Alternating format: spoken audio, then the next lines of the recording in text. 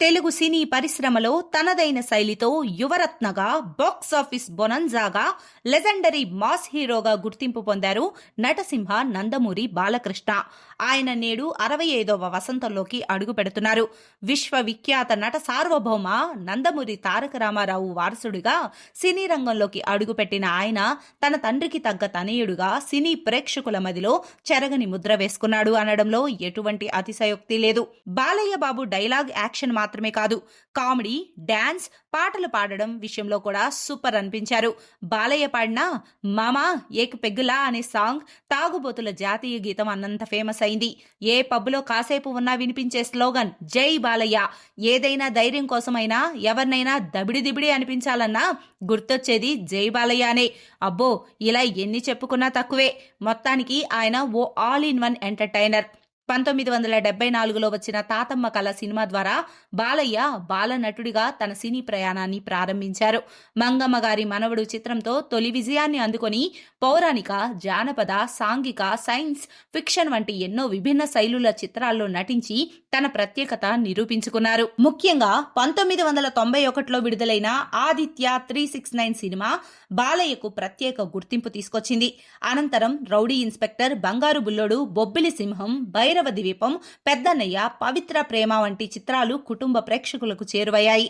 Balakrishna career కు turning point గా నిలిచిన చిత్రం మాత్రం సమరసింహారెడ్డి అని చెప్పుకోవాలి. ఈ చిత్రం బాక్సాఫీస్ వద్ద సెన్సేషన్ క్రియేట్ చేయడమే కాకుండా బాలయ్యకు మాస్ ఫాలోయింగ్ ను తెచ్చిపెట్టింది. అయితే 2004 తర్వాత కొన్ని వరుస ఫ్లాపులతో బాలయ్య కెరీర్ లో కాస్త స్లో అయ్యాడు. కానీ 2010లో వచ్చిన సింహ మూవీతో మళ్లీ బలంగా తిరిగొచ్చారు. ఆ తర్వాత వచ్చిన లెజెండ్ మరో బ్లాక్ బస్టర్ గా నిలవడంతో బాలయ్య ఖ్యాతి తారస్థాయికి చేరుకుంది. ఆయన అఖండ టాలీవుడ్ దుమ్ము దులిపింది. ఇప్పటి వరకు బాలకృష్ణ 109 సినిమాల్లో నటించారు. కాగా ప్రస్తుతం అఖండ 2 సినిమాతో పాటు మరో సినిమాతో బిజీగా ఉన్నారు.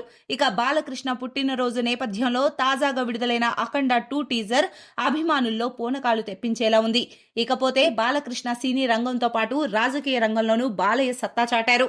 తండ్రి స్థాపించిన తెలుగుదేశం పార్టీలో కీలక నేతగా ఎదిగి 2014 నుండి హిందూపురం నియోజకవర్గం నుంచి వరుసగా 3 సార్లు ఎమ్మెల్యేగా గెలిచారు. ప్రజల మనసులను గెలుచుకొని ప్రజాప్రతినిధిగా సేవలందిస్తున్నారు. బాలయ్య మరో ముఖ్యమైన పాత్ర బసవతారకం క్యాన్సర్ ఆసుపత్రి చైర్మన్ గా కొనసాగడం. అక్కడ ఆయన అందిస్తున్న సేవలు వర్ణించలేనివి. ఇక ఆయన చేసిన సేవలను గుర్తించిన కేంద్ర ప్రభుత్వం ఆయనకు పద్మభూషణ్ అవార్డుతో సత్కరించడం ఆయన జీవితంలో మరో గౌరవప్రదమైన ఘట్టంగా నిలిచింది.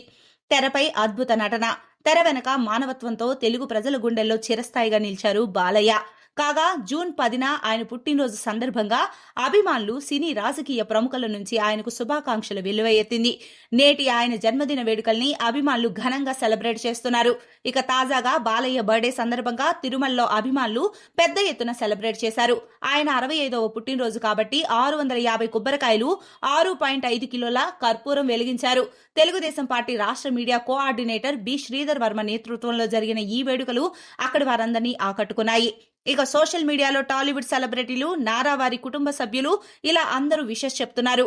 Deputy CM Pawan Kalyan, CM Chandrababu, Nara Lokesh, Nara Rohit, Nara Brahmani, Tejaswini ఇలా అందరూ బాలయ్యకు విషెస్ తెలిపారు. ఇక కళ్యాణ్ రామ్ అయితే బాబాయ్ అంటూ ప్రేమగా ఓ హార్ట్ సింబల్ ని షేర్ చేస్తూ విషెస్ తెలిపారు. ఇక బాలయ్య దర్శకులైన అనిల్ రావిపూడి, బాబీ, గోపీచంద్ మలినేని వంటి వారు కూడా విషెస్ చెబుతూ తమ ప్రేమను చాటుకున్నారు.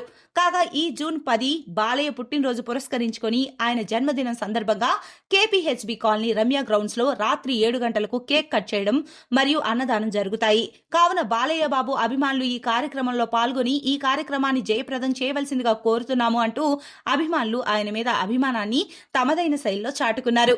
జై బాలయ్య మరి.